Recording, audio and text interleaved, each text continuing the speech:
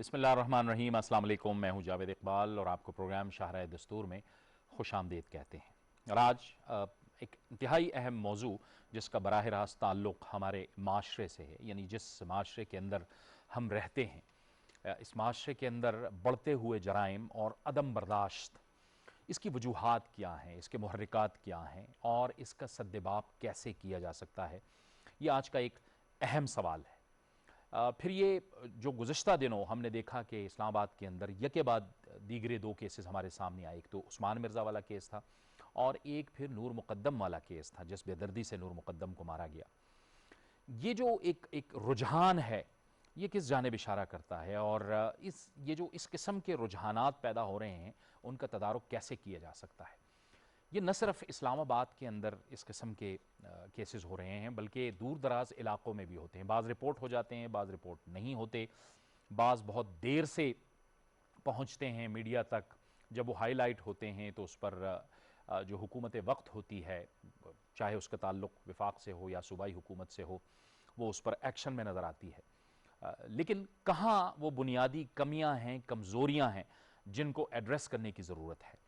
फिर इसके साथ साथ हम ये भी जानते हैं कि मुल्क में एक आइन मौजूद है, कवानीन मौजूद हैं।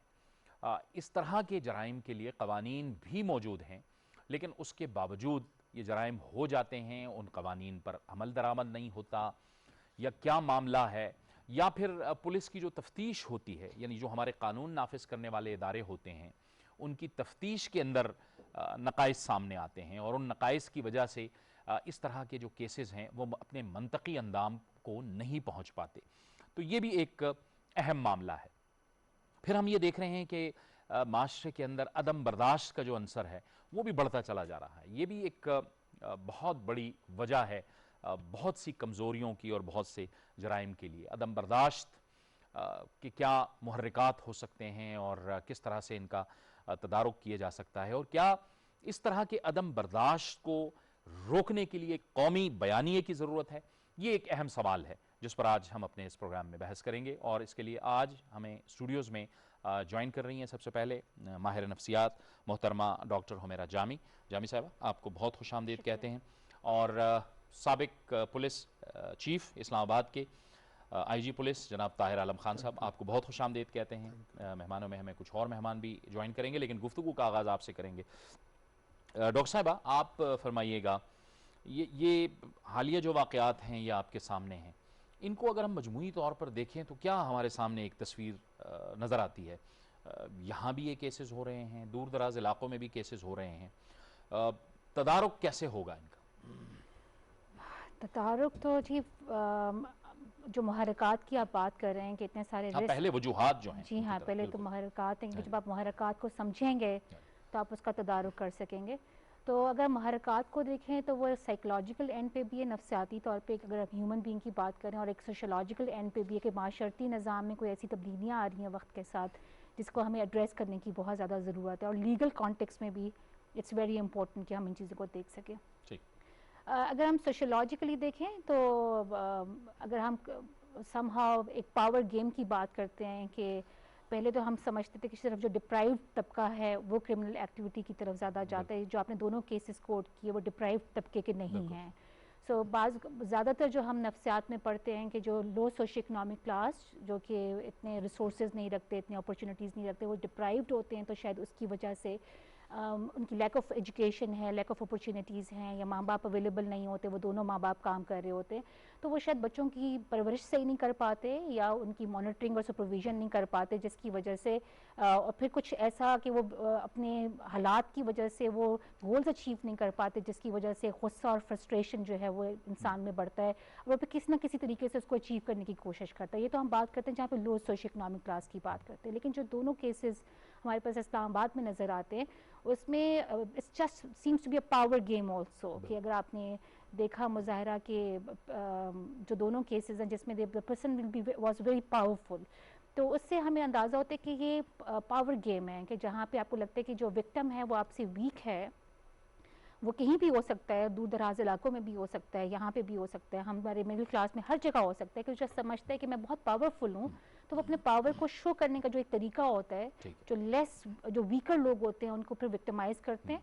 तो that is one of the way जिसके साथ आप कहते हैं कि वो अपना पावर गेम या पावर को शो कर रहे हैं। ठीक है, मैं आपकी तरफ दोबारा भी आता हूँ, लेकिन हमें इस गुफ्तगू में ज्वाइन कर रहे हैं माहिर कानून जनाब शाह खावर साहब। आपको भी इस गुफ्तगू में बहुत खुशामदीद कहते हैं और आप ही की तरफ आते हैं।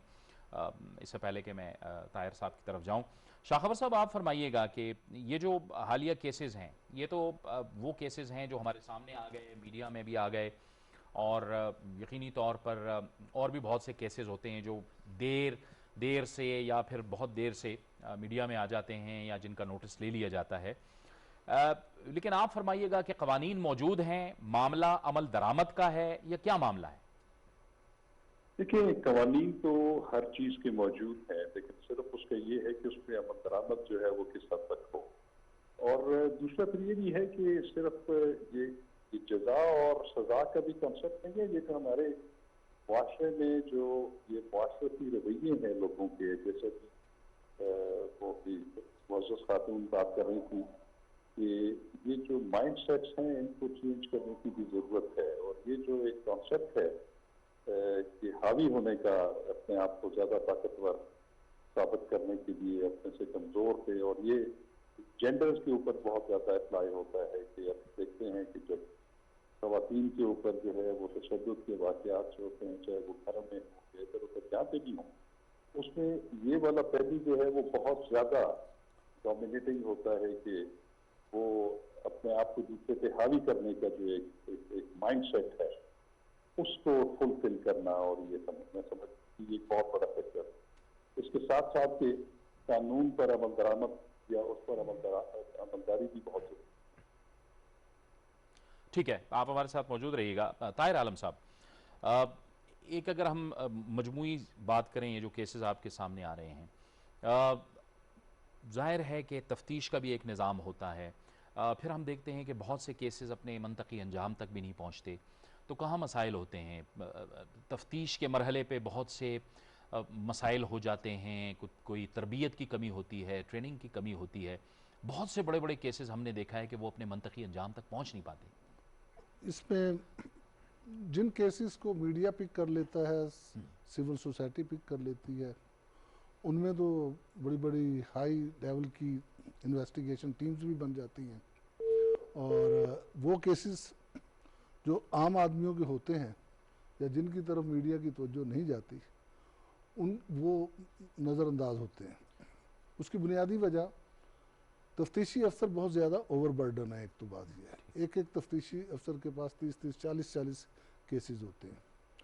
फिर ये कि उसकी दूसरी ड्यूटीज़ लगा दी जाती हैं, लॉ एंड ऑर्डर की, और फिर उसे खुद हमारे अफसर जो हैं ज़रा सी बात पर उसे बुला लेते हैं और सारा दिन उसे दफ्तर में बिठा कर खड़ा कर देंगे। अदालत में पेशी पर जाता है, सारा दिन उसका अदालत में लग जाता है, तो उसने तफ्तीश क्या करनी। उसके साथ साथ कैपेसिटी बिल्डिंग के भी मामलात हैं। तमाम ही पुलिस अफसर इन्वेस्टिगेशन में माहिर नहीं हैं।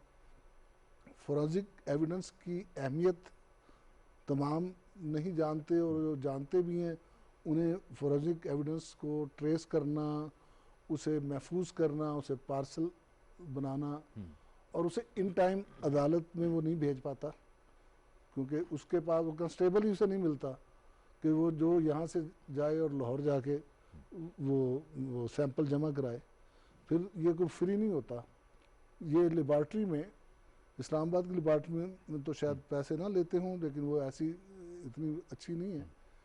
जो state of the art laboratory है फोरेंसिक साइंस, वो लाहौर की है, उसके लिए आपको फीस देनी है।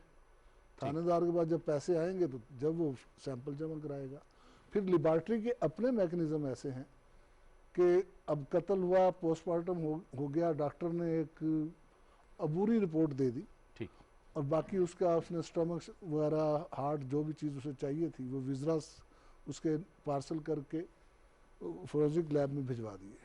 अब उस लैब से वो 1.5 माह से पहले रिपोर्ट नहीं आएगी, ठीक, और जब 1.5 माह बाद रिपोर्ट आएगी, वो रिपोर्ट लेके थानेदार साहब, तफ्तीशी अफसर साहब डॉक्टर के पास जाएंगे, डॉक्टर बदल चुका होगा, किसी और जगह ड्यूटी होगी, फिर जाएगा, सुबह को जाएगा, शाम को जाएगा, ये छोटे छोटे इश्यूज हैं बिल्कुल ठीक, जो बहुत ज्यादा जिसका तफ्तीशी असर बराह अफसरों रास्त को केस पे पड़ता है। जी जी ठीक है, तो और जब ये सारा कानून का जब प्रोसेस डिले होता है तो फिर उससे मुतासर होते हैं, विक्टिम मुतासर होते हैं, और फिर अदालती सिस्टम अपना है। ठीक, अदालत उस वक्त तक ट्रायल कर नहीं सकती। ठीक है, नंबर एक, प्रिजाइडिंग अफसर यानी जज हो, सही,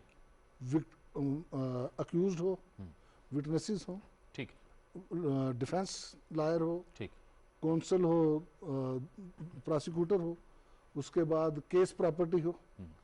अब ये तमाम चीज़ों का इकट्ठा होना, विटनेस नहीं कई दफ़ा आते, कई नहीं दफ़ा आते, पुलिस ठीक। में कोताही रह जाती ठीक है। है, मैं आता हूँ आपकी तरफ, लेकिन हमें इस गुफ्तगू में ज्वाइन कर रहे हैं मारूफ कानूनदान जनाब senator barrister Ali Zafar. Barrister साहब, आपको खुश आमदेद कहते हैं, और हम बात कर रहे हैं कि ये जो इस वक्त माशरे के अंदर जो बढ़ते हुए जराइम हैं, और ये दो केसेस आपके सामने हैं, इस्लामाबाद में जो दो वाक़यात हुए, उस्मान मिर्ज़ा वाला केस और दूसरा ये नूर मुक़द्दम वाला केस, एक तो इनके मुहर्रिकात और वजूहात पे भी हम बात कर रहे हैं, लेकिन सवाल यहाँ पर यह पैदा होता है कि कवानीन मौजूद हैं, शायद अमल दरामद के अंदर मसला है कोई? जी देखें, कवानीन तो बिल्कुल मौजूद हैं, इसमें कोई शक नहीं है कि सजाएं भी हैं, लेकिन मसला जो हमें आता है, और ये हर किस्म के क्राइम में है, चाहे वो मर्डर हो जाए, रेप हो जाए, डिकर्टी हो जाए, या जिस तरह के हमने वाकयात देखने में आ रहे हैं, ऑनर किलिंग हों, इन सारे मामलों में जो सबसे पहली एजेंसी जो इन्वॉल्व होती है वो है पुलिस या इन्वेस्टिगेटिंग एजेंसी जो क्राइम को इन्वेस्टिगेट कर रही है। जब वहाँ आपके प्रॉब्लम्स आ जाएं, वहाँ आपके गैप्स आ जाएं, उसमें आपकी करप्शन की वजह से या नाअहली की वजह से आपकी इन्वेस्टिगेशन में कोई खामियां रह जाएं, तो बाय द टाइम वो प्रोसिक्यूशन तक पहुंचती हैं और फिर अदालत तक पहुंचती हैं, वो इतनी फेटल हो जाती हैं, इतनी नुकसानदेह हो जाती हैं कि अल्टीमेटली केस जो है वो बरी हो जाते हैं लोग।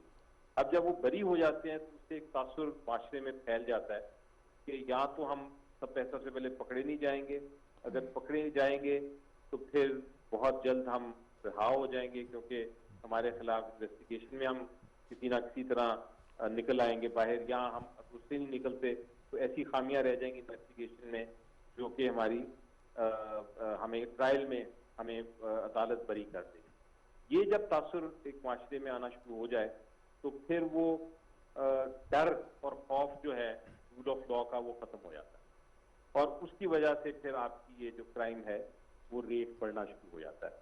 ये हमने बार बार देखा है, स्टेटिस्टिक्स भी आप एग्जामिन कर लें, वजह अल्टीमेटली यही होती है। लेकिन जब हम ये चेंज करना शुरू कर देंगे और जब ये लोगों को पता चलना शुरू हो जाएगा कि हम ना सिर्फ पकड़े जाएंगे बल्कि हमारी इन्वेस्टिगेशन भी होगी और बहुत जल्द फैसला भी हमारे खिलाफ हो जाएगा, हमें हो सकता है सबसे सख्त सजा, अगर सजाए मौत है तो सजाए मौत हो जाएगी, और अगर सजाए मौत नहीं है तो उम्र कैद या जो भी सब उस जुर्म की सजा है वो मिलेगी। तो फिर उस खौफ की वजह से वो लोग जो कि गुमराह हैं वो भी अपने आप को कंट्रोल कर सकते हैं। ये एक साइकोलॉजिकल सिचुएशन है, कानून साजी करके सिर्फ हमें कुछ फायदा नहीं। कानून तो है मौजूद। ये आप दुरुस्त कह रहे हैं, कानून साजी की आपने बात की, तो ये एक हमने ज़ैनब अलर्ट बिल भी पास किया था। आप अली ज़फ़र साहब बताइएगा कि उसके जो मकासद थे वो हम किस हद तक उसको हासिल करने में कामयाब रहे, इस वक्त जो एक मजमूई सूरत हाल अगर जहन में रखें तो। देखिए, मैं आपको एक कानून के बारे में बताता हूँ जो कि मैं खुद इन्वॉल्व था। ठीक। और वो था एंटी रेप लॉज जो हमने बनाया था। ठीक। उसमें हमने जितनी ये खामियां थी हमने पूरी करने की कोशिश की थी। मसलन हमने कहा था कि इन्वेस्टिगेटिंग टीम जो है, अगर कोई रेप की न्यूज आती है तो फौरन वो इन्वेस्टिगेटिंग टीम जो पहले से ही कानून में लिखी गई है वो हरकत में आ जाए, वो इन्वेस्टिगेशन शुरू कर देगी। इसी तरह हमने जो स्पेशल कोर्ट्स उसके लिए बना दिए, टाइमलाइंस बना दी, स्पेशल प्रोसिक्यूशन टीम्स बना दी, सिविल सोसाइटी को उसके अंदर इन्वॉल्व कर दिया उसकी इन्वेस्टिगेशन और उसकी इम्प्लीमेंटेशन में।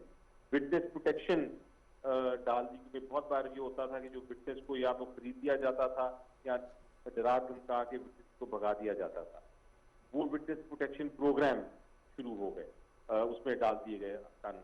अब ये सारी चीजें तो हमने कानून में डाली, लेकिन बदकिस्मती से वो ऑर्डिनेंस लैप्स हो गया, क्योंकि उसकी एक टाइम पीरियड होता है, और ये जो चीजें करने वाली थी उसमें इम्प्लीमेंट करने के लिए उस कानून को, वो उतना वक्त ही नहीं मिला कि हम इम्प्लीमेंट कर सकें। अब वो कानून है पार्लियामेंट के पास, और वो पार्लियामेंट में जब वो पास होगा तो उसके बाद इमीडिएटली हुकूमत की जिम्मेदारी होगी कि वो ये जो उसके अंदर चीजें करने वाली हैं, जो इम्प्लीमेंट करने वाली है, ताकि वो कानून जो है वो सिर्फ कागज में ना रहे, वो एक्चुअली प्रैक्टिकली इफेक्ट में आए, उसके ऊपर काम करने की जरूरत होगी। तो फिर मुझे यकीन है कि अगर ये हमने इम्प्लीमेंट कर दिया, वो कानून आ गया और इम्प्लीमेंट हो गया, तो आपकी ये जो रेप्स का इशू है, जो हमें मसले होते हैं और जो इंक्रीज कर रहे हैं पाकिस्तान में धड़ाधड़, वो हम उस पर काबू पा लें।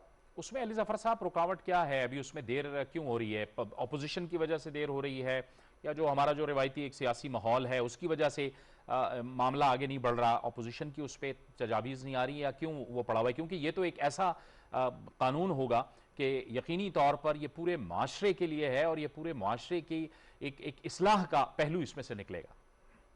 मैं तो बिल्कुल यकीन करता हूँ कि इसमें किसी किस्म की सियासत नहीं होगी, और जितनी भी चाहे MNAs हैं किसी भी जमात से या सेनेटर्स हैं किसी भी जमात से, वो इस कानून को बेहतर बनाने के लिए तो जरूर तजवीज़ देंगे, लेकिन इसकी ऑपोजिशन नहीं करेंगे, क्योंकि जैसा आपने बिल्कुल दुरुस्त फरमाया कि ये तो ऐसा कानून है जो कि हमें चाहिए, और ये तो एक कौमी यानी कौम की उसमें इंटरेस्ट है। इसमें किसी को ऑपोजिशन करने की या पॉलिटिक्स करने की जरूरत नहीं है। तो ये इसमें ताखीर इसलिए हो गई, मेरा ख्याल है कि जो ऑर्डिनेंस था जब लैप्स हुआ तो उसको जल्द से जल्द आना चाहिए था नेशनल असेंबली में या सेनेट में, उसमें जरा थोड़ी ताखीर हुई, और उसके बाद वो अब बिल, एक प्रोसेस होता है हर बिल का कि वो जाता है स्टैंडिंग कमेटी के पास और फिर वापस पार्लियामेंट में आता है। लेकिन क्योंकि हमारे अपने ऑर्डिनेंस में कुछ गैप्स थे जो मैंने खुद जिसमें अब ड्राफ्ट किया था, मैं एक सवाल करना चाहूँगा, की थी मिनिस्ट्री को उसमें ड्राफ्ट करने में, उसमें भी कुछ चीजें ऐसी रह गई थी जो बाद में बहुत सारी जब NGOs और बहुत सारी सिविल सोसाइटी के एक्सपर्ट्स ने जब हमें रिकमेंडेशंस दी, तो उसमें हमें समझ आई कि उसमें मजीद इम्प्रूवमेंट की भी गुंजाइश है।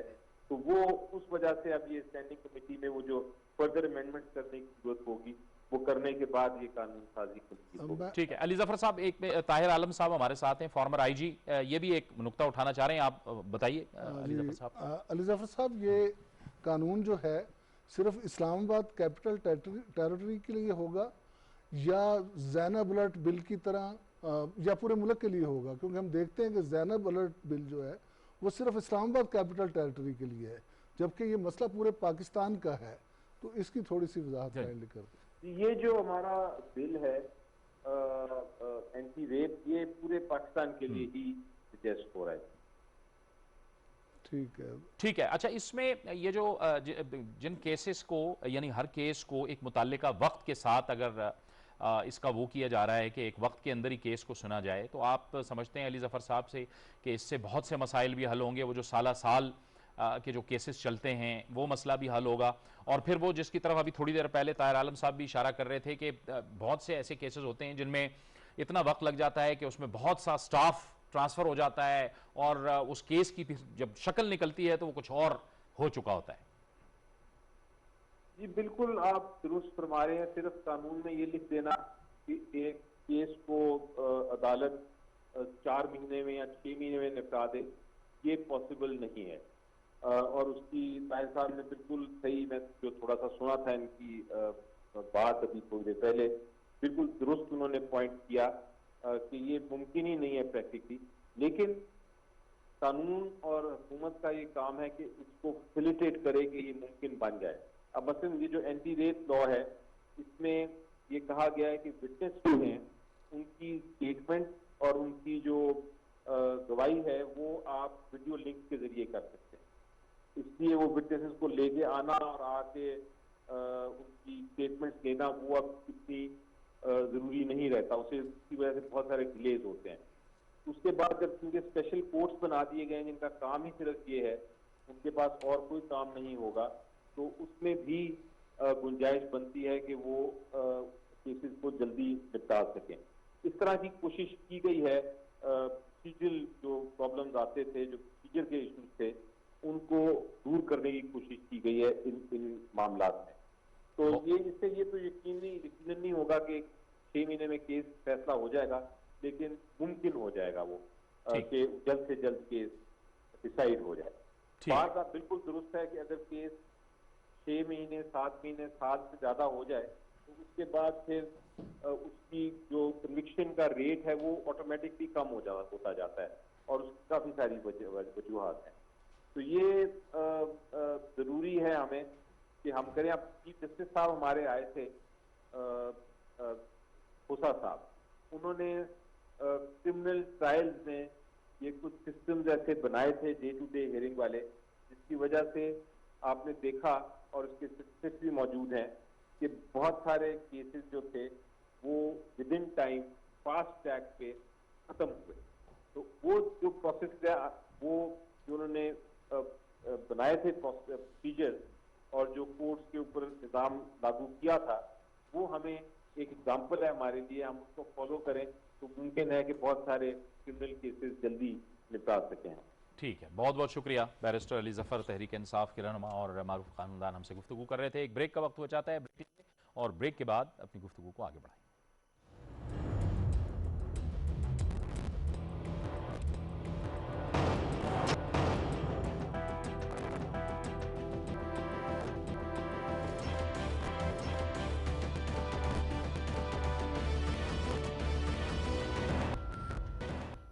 कोई भी बैंक या सरकारी इदारा आपकी account details, pin code, OTP या डेबिट क्रेडिट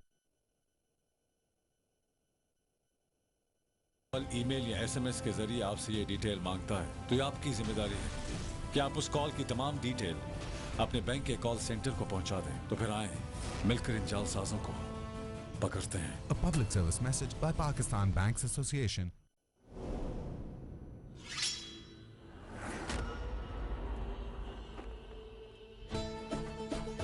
कुछ अल्फाज जंग का इख्तिताम होते हैं, उन्हें हरगिज़ फरार न होने देना, और कुछ अल्फाज आगाज जंग, उन सबको खत्म कर देना। कौन है वो शख्स जिस पर आप एतमाद करके अपनी रियासत को सादतीन के खतरे से बचाएंगे? मेरी अजीम फतह का रास्ता रोकने वाला कोई भी शख्स मुझसे बचकर कहीं नहीं जा पाएगा। कोपैक के होते हुए अर्तुगरुल के साथ अमन नामुमकिन है। सादातीन की मौजूदगी से फायदा उठाते हुए कारज एसार भी छीनना चाहता है। फांसी का फंदा अगर जालिम के हाथों में है, तो इंसाफ की तलवार मेरे हाथों में है।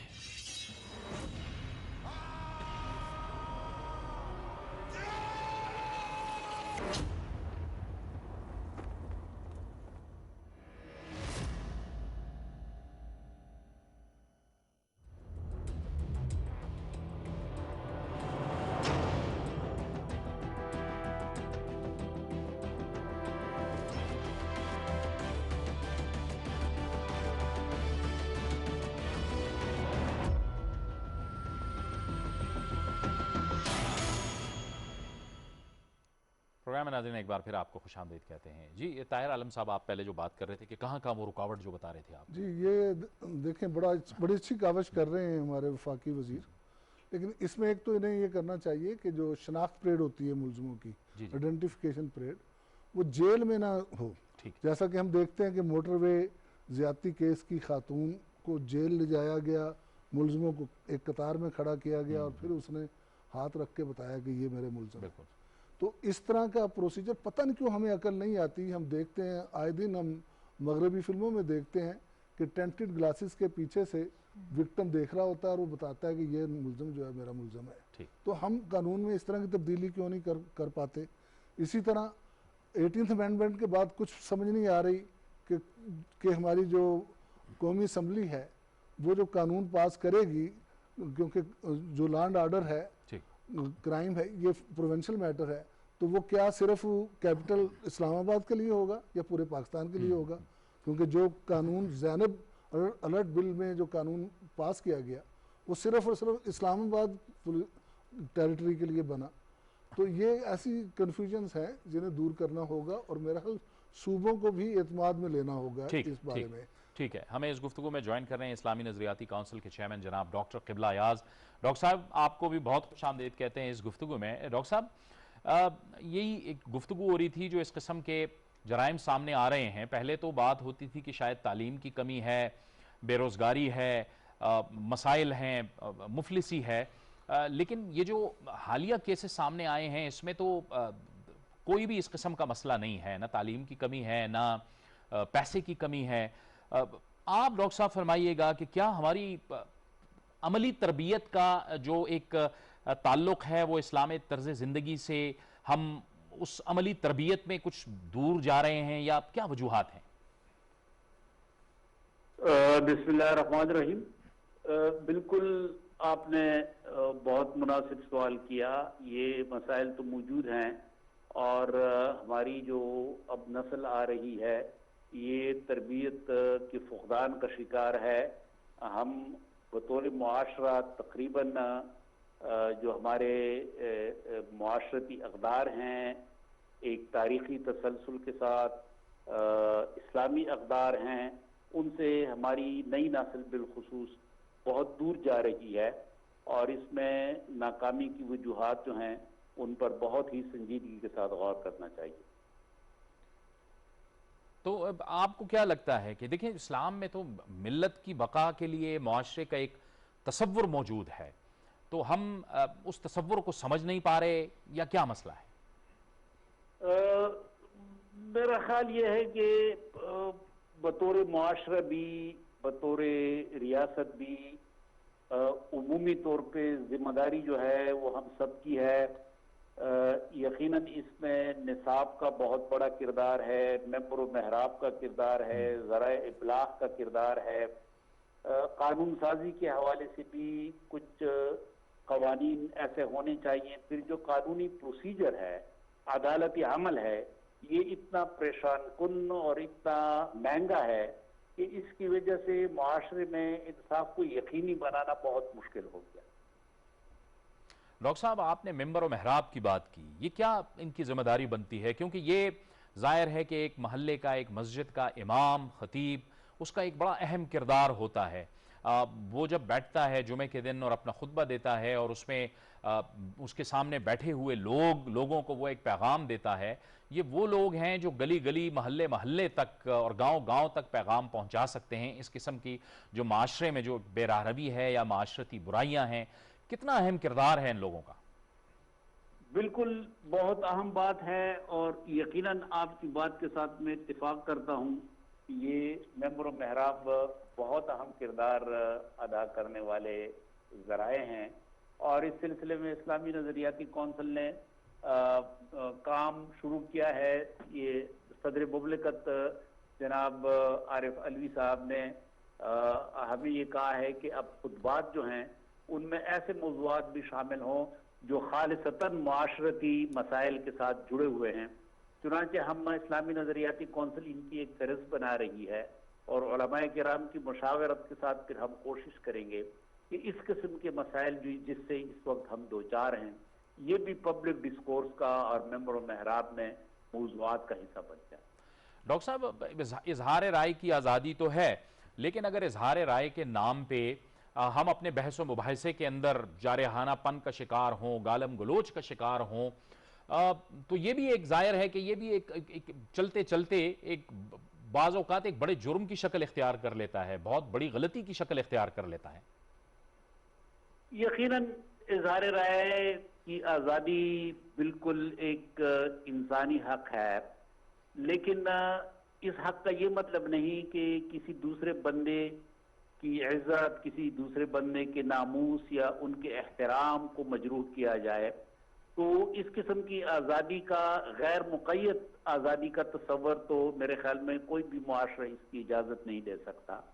और पाकिस्तान के अंदर भी जो मखसूस सूरत हाल है तो उसमें इजहार राय की आज़ादी का एहतराम किया जाना चाहिए, लेकिन उसमें जो दूसरे के हुकूक हैं और जिसको हम कॉमन गुड कहते हैं, यानी मजमूई और इज्तिमाई खैर, उसको सामने रखना जो है बहुत ज़रूरी। और डॉक्टर साहब, आखिरी सवाल आपसे कि ये जो इस वक्त हम अदम बर्दाश्त देख रहे हैं माशरे के अंदर, आपके ख्याल में इसको काबू पाने के लिए भी एक कौमी बयानिए की ज़रूरत होगी? देखें, कौमी बयानिया तो इस हवाले से पैगाम पाकिस्तान की सूरत में मौजूद है कि जिस पे हमारे सियासी इदारे हैं, सियासी जमातें हैं, उनका भी इत्तेफाक है और जो अस्करी इदारे हैं उनका भी इत्तेफाक है, उलमाए किराम ने भी मुकम्मल इत्तेफाक किया है। उसको बुनियाद बनाया जा सकता है, लेकिन असल बात है अमली इक़दामात। तो अमली इक़दामात के लिए यकीनन वो जो जहनों को मुतासर करने वाले इदारे हैं उनको अपना किरदार अदा करने के लिए तैयार किया जाना चाहिए। और वो आपके स्कूल्स हैं, आपके कॉलेजेस हैं, आपका निसाब है, जिस तरह मैंने गुजारिश की, आपका मेंबर महराब है, ज़राए इब्लाग हैं, ये वो इदारे हैं कि जो जहनसाजी में बहुत ही मौसर किरदार अदा कर सकते हैं। और अगर इनको एक जहत दी जाए, एक विजन दिया जाए, तो यकीनन पाकिस्तान के इन इदारों के अंदर ये इस्तेदाद मौजूद है कि वो एक बहुत मुस्बत तब्दीली का जरिया बने। बहुत बहुत शुक्रिया डॉक्टर किबला अयाज साहब, इस्लामी नज़रियाती काउंसिल के चेयरमैन, हमसे गुफ्तगू कर रहे थे। आपका बहुत बहुत शुक्रिया। डॉक्टर साहब, आपकी तरफ आएंगे। अहम सवाल वही आपकी तरफ के एक नफसियाती पहलू उस बात का कि इज़हार राय की तो आज़ादी है, लेकिन इसमें हम बहस व मुबाहिसे के अंदर अपने जारहानापन का भी शिकार हो जाते हैं और हमारी गुफ्तगू में शिद्दत भी आती है, गालम गलोच भी होती है। ये भी एक ख़तरनाक रुझान है। आप बिल्कुल दुरुस्त कह रहे हैं। समहाउ अगर हम अपने घरों का पैटर्न भी देखें तो शायद हम अपने बच्चों में वो चीज़ें डालते हैं कि अपने बिहेवियर से कि मैं दुरुस्त कह रहा हूँ और आप गलत हैं। सो इसी वजह से वक्त के साथ साथ हमारे बच्चों में और हम में सब में टॉलरेंस जो है, बर्दाश्त कम होता जा रहा है। हम समझते हैं कि हमारा पॉइंट ऑफ व्यू बिल्कुल सही है और दूसरा जो बात कर रहा है वो गलत कर रहा है, जबकि हमें डाइवर्सिटी ऑफ ओपिनियन को एक्सेप्ट करना चाहिए। सो अगर हम लोगों में इंडिविजुअल डिफरेंसेस को एक्सेप्ट नहीं करते कि कोई किसी में क्वालिटीज़ अच्छी होती हैं, किसी में कम होती हैं, हर इंसान दूसरे इंसान से मुख्तलिफ है, तो शायद जब तक हम इस चीज़ को बर्दाश्त करना नहीं सीखेंगे हम अपने अंदर टॉलरेंस पैदा नहीं कर सकते। लेकिन एक जो मैं अहम बात यहाँ पे करना चाहूँगी, जो सेनेटर अली ज़फ़र साहब कह रहे थे कि लॉ तो बनते हैं बट हमें उसकी जो अवेयरनेस देने की बहुत ज़्यादा ज़रूरत है। और मैं अभी जो साहब बात कर रहे थे उनके हवाले से भी कहूँगी कि वो बिल्कुल दुरुस्त कह रहे हैं कि अगर हमारे तालीमी अदारे और हमारे जो घर के जो माहौल है उसमें हम डेली बेसिस पे इन चीज़ों की डिस्कशन बच्चों के साथ करें तो हमारे हालात बेहतर हो सकते हैं। जैसे मैं एग्जांपल देती हूँ, पाकिस्तान इलेक्ट्रॉनिक क्राइम एक्ट है जिसमें आप साइबर क्राइम्स की बात करते हैं। हमने उसको रिसेंटली टेकअप किया कि हम बच्चों को यूनिवर्सिटी में और स्कूल सेटिंग में और कॉलेज सेटिंग में जाके उसकी अवेयरनेस देंगे। तो बच्चों को वहाँ जाके बड़ी हैरानी हुई जब उनको पता चला कि वो आम हालात में मोबाइल में जो एक दूसरे को मैसेजेस करते हैं, ट्रोलिंग करते हैं या एक दूसरे को तंग करते हैं, वो एक्चुअली क्राइम के ज़ुमरे में आता है। दे केम टू नो कि हेट स्पीच एक बहुत बड़ी बात है जो कि हमें नहीं करनी चाहिए, क्योंकि आजकल हम सोशल मीडिया पे आए दिन देखते हैं कि आप अपने आप को कंट्रोल किए बगैर इतने इम्पल्सिव होके ऐसी सी पोस्ट भेज देते हैं या ऐसे ऐसे लोगों पे कमेंट पास कर देते हैं जिससे बच्चों को रियलाइजेशन हुई कि हमें इसका ख्याल करना चाहिए। क्योंकि हमको उनको पीका जो लॉ है उसकी अवेयरनेस दी और उनको इस पर बहुत हैरानी और ताज्जुब हुआ कि हमें इस तरह की हरकत से बचना चाहिए। सो आई थिंक हम लॉ से बना लेते हैं, आइदर जैसे डोमेस्टिक वायलेंस, जैसे एंटी रेप लॉ और हम जो पीका लॉ बनाया उसके लिहाज से अगर हम अवेयरनेस दें अपने करिकुलम के थ्रू अपने बच्चों को तो शायद हम इसके बहुत सारे हद तक जो मसाइल हैं उनको हैंडल कर सकेंगे। और डेटरेंस पर्सपेक्टिव पे मैं बहुत यकीन रखती हूँ कि जो कहते हैं कि celerity of the punishment, severity of the punishment and certainty of the punishment, अगर आप क्विकली पनिशमेंट देंगे, जैसे पहले जो साहब थे सबसे पहले उन्होंने बात की कि जब तक हम उसको अली ज़फ़र साहब ने भी कि जब तक हम सर्टन नहीं करेंगे, जैसे मैं आपको सिंपल एग्जांपल देती हूँ, हम इस्लामाबाद में एंटर होते हैं ना तो हम सीट बेल्ट बांध देते हैं कि हमें पता है कि यहाँ की पुलिस जो है वो विजिलेंट है और हमें रोक के हमारा चालान कर देगी। इसी तरह मोटरवे पे एंटर होते तो हम सीट बेल्ट बांध लेते हैं, वरना आम हालात में हम नहीं पहन रहे होते। तो इसका मतलब है कि जहाँ पे लॉ की इम्प्लीमेंटेशन है, रूल्स एंड रेगुलेशन का ख्याल किया जा रहा है और हमारे लोग अवेयर भी हैं, बिकॉज जगह जगह आपको साइन बोर्ड्स पे नज़र आता है कि आपका चालान किया जा सकता है, कैमरे की आंख आपको देख रही है, तो हम वहाँ पे ख्याल कर लेते हैं। लेकिन अदरवाइज शायद हमें अवेयरनेस की कमी है या हमारे पास implementation of rule and law इतना स्ट्रॉन्ग नहीं है जिसकी वजह से हम अपने बिहेवियर को रेगुलेट नहीं करते। ठीक, तो इसकी ज़रूरत है। ठीक है, इस वक्त हमें गुफ्तगू में ज्वाइन कर रहे हैं सीनियर सहाफ़ी और तजज़ियाकार जनाब शकील अंजुम। शकील अंजुम साहब, आपको बहुत खुशामदीद कहते हैं। शकील अंजुम साहब, आप भी बहुत से और अरसे से बड़ी बड़ी स्टोरीज़ को कवर करते रहे हैं और आप उस पर काम भी करते रहे हैं। ये जो हालिया वाक़यात हुए हैं, इनको आप किस तरह से देखते हैं? क्योंकि हम पहले ये कहा करते थे कि शायद ये जो जराइम होते हैं इसका ताल्लुक़ तालीम की कमी से होता है, पैसे की कमी से होता है या गुर्बत से होता है, लेकिन ये जो वाक़यात हुए हैं इनका तो इससे दूर दूर तक ताल्लुक़ नहीं था। जराइम हो गए और हम हमारे और आपके सामने हैं। किस तरह से देखा है आपने इन वाक़यात को?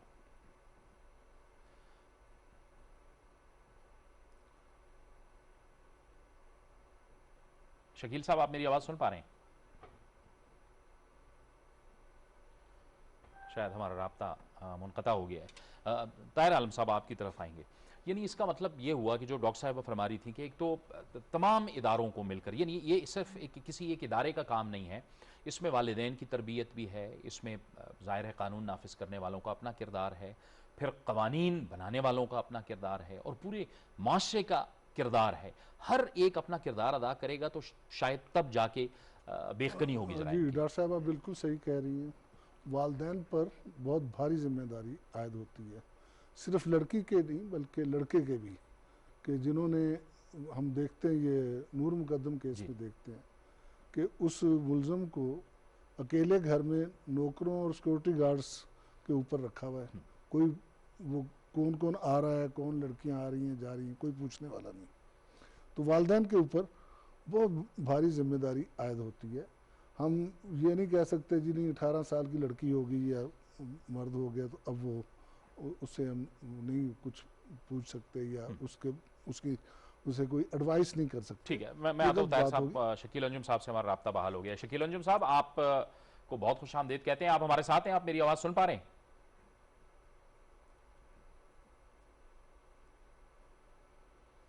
शकील साहब, आप मेरी आवाज़ सुन पा रहे हैं? नहीं, हमारा राब्ता अभी तक शायद कायम नहीं हो सका। जी, दूसरा मैं ये कहना चाहूँगा कि इस किस्म के जो जराइम हैं, इन्हें जो माइनर स्टेज होती है, ठीक, उस स्टेज पर ही इनको कंट्रोल करना चाहिए, उस स्टेज पर ही काग्निजेंस लेना चाहिए।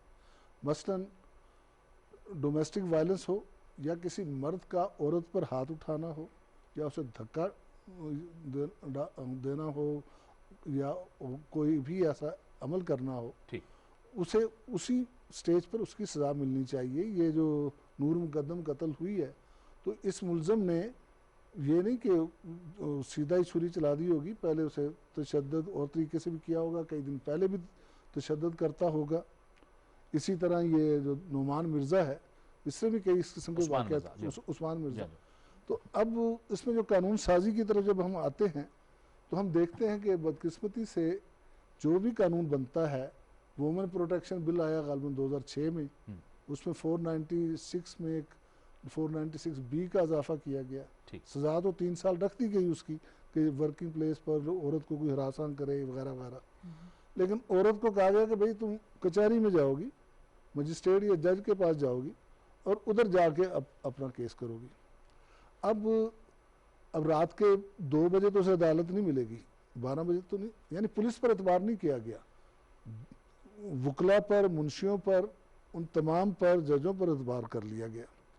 अब इस तरह से पुलिस के लिए खासा मुश्किल है कि डोमेस्टिक वायलेंस हो या इस तरह के केसेस हों, उनमें काग्निजेंस ले सके जो इब्तदाई स्टेज पर होते हैं। तो हमें कानून साजी इस तरफ भी करनी होगी और फिर हमें पुलिस वालों की एक जहनीत में तब्दीली लाने की ज़रूरत होगी। औरत, देखें, मैं और आप अगर लड़ते हैं तो उस वक्त तक मुकदमा दर्ज नहीं होगा हम में से किसी के खिलाफ जिसने ज्यादती की है, जब तक, यानी मैं अगर आप को मारता हूँ, मेडिकल रिपोर्ट ख़ास उस तरह की नहीं आएगी कि वो काग्निजेबल हो। औरत को चाहे औरत ही क्यों ना मारे, बेशक उसे चोट लगे ना लगे, बेशक उसे कोई धक्का दे, उसका खामिन धक्का दे, तो वो 354 PPC के तहत मुकदमा दर्ज होता है। लेकिन हमारे यहाँ बदकिस्मती से पुलिस वाले समझते हैं जी घरेलू मामला है, घरेलू झगड़ा है, छोड़ें इस चीज़ को, उस चीज़ को सीरियसली नहीं लेते। लेकिन मैं समझता हूँ कि इस किस्म के वाक़या से औरत के जहन पर और उसकी नफ्सियात पर बहुत नेगेटिव असर पड़ता है, जो बाद में जाके बच्चों की तरबियत पर भी असरअंदाज होता है और माशरे के लिए भी इसका बड़ा शदीद रद्द अमल पैदा होता है। ये एक और जो मामला सिफारिश वाला है, ये हम देखते हैं, ये बात कॉमन में है। आईजी साहब, आप कभी इसका सामना रहा होगा और आपने भी फेस किया होगा। कुछ लोग चोरी में पकड़े जाते हैं, छोटी छोटी चोरी में। इशारा उसी तरफ है कि बुनियाद में अगर आपने बेखनी नहीं की तो आपने उसको एक शय दे दी और वो करते करते वो आगे चला गया। कुछ छोटी चोरी में आ गया, सिफारिशी फ़ोन आ गया, कहीं से आ गया, मजबूर हुए, आपने छोड़ दिया, SHO ने छोड़ दिया, और वो करते करते फिर ये भी तो एक खतरनाक एक दफा के MNA साहब आ गए। अच्छा, उन्होंने कहा ये मामूली यार पिस्टल है, इसकी क्या बात है, ये काबिल ज़मानत जुर्म है, तो छोड़ो, अब लड़के को कोई नहीं, लड़का उन्होंने पेश नहीं किया। अब वो वाकई बेलेबल ऑफेंस है, लेकिन एक दिन मैंने लड़के को उठा लिया। अब जब मैंने उस पर उससे तफ्तीश शुरू की, वो बहुत बड़े गैंग के पीछे ले गया, जिसने उस पिस्तौल और उससे और पिस्तौलों की मदद से कत्ल तक की वारदातें की थी। तो ये हम छोटे छोटे जराइम को जो नज़रअंदाज करते हैं, या हम समझते हैं कि जी अच्छा ये थोड़ी सी तो आइस मिली है, ये ज़रा सी चर्स मिली है, हमें तो उसकी तह तक पहुंचना चाहिए कि चर्स आई कहाँ से थी, आइस किसने बेची, उसे किसने बेची, ताकि हम मब्बे तक जाएं। तो मेरा ख्याल है कि पुलिस को इस तरफ तवज्जो देनी होगी, ताकि क्योंकि मंशियात भी एक बड़ी वजह है इस किस्म के वाक़यात की।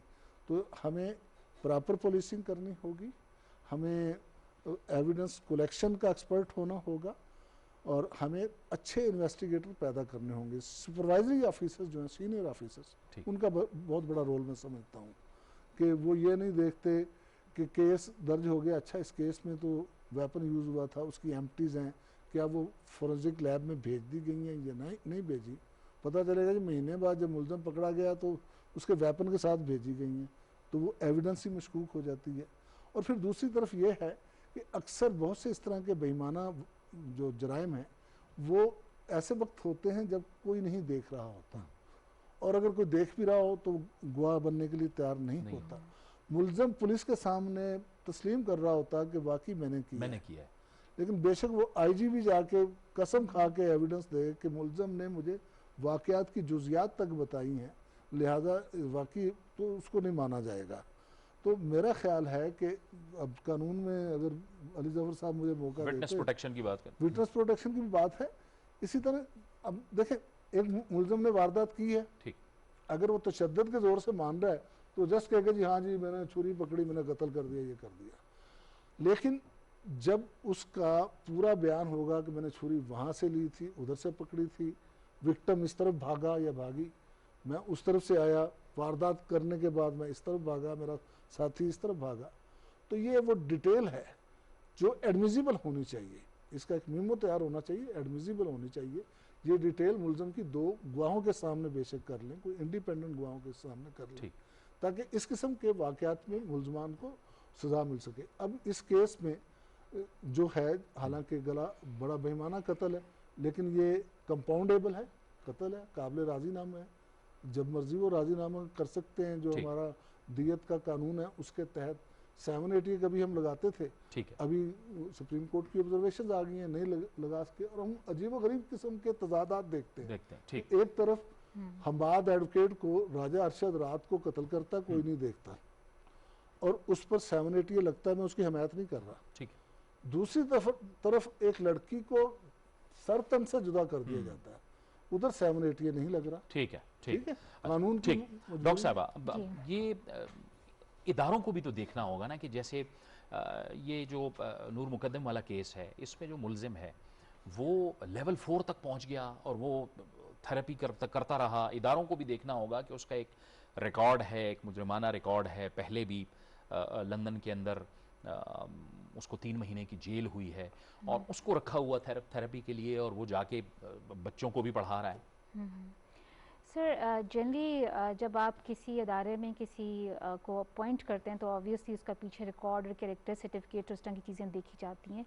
मैं इस केस के बारे में जनरली नहीं बहुत कह सकूँगी क्योंकि मुझे इसका बहुत आइडिया नहीं है कि एक्चुअली व्हाट हैपेंड, और फिर जो ऑर्गेनाइजेशन है वो भी कह रही है कि हमारा इससे एज सच कोई ताल्लुक नहीं है, so I can't comment on that. But आपकी बात दुरुस्त है कि जब आप एक इंडिविजुअल, जब मेंटल हेल्थ उसकी खुद कॉम्प्रोमाइज है, और maybe he has been taking some therapy related to drug addiction और समथिंग लाइक दिस, तो वहाँ पे आप ऐसे लोगों को जनरली अपॉइंट करना जो है, one should be very careful.